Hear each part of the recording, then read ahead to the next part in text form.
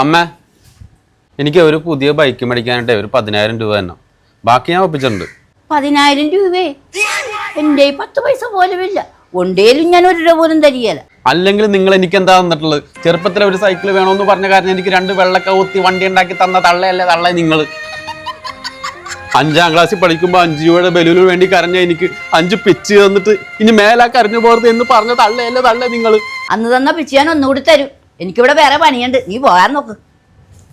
ഒപ്പിക്കാൻ പറ്റുമെന്ന് ഞാനൊന്ന് നോക്കട്ടെ.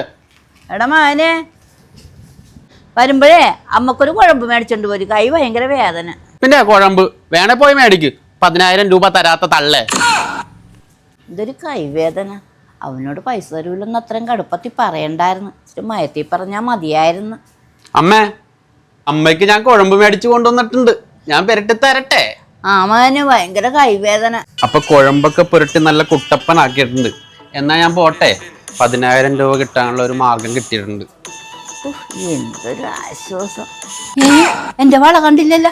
ഇടകൂർത്തം കെട്ടവനെ 10,000 രൂപക്ക് പോലെ 1.5 ലക്ഷം രൂപ മുതലാണ് നീ കൊണ്ടുപോകുന്നത്.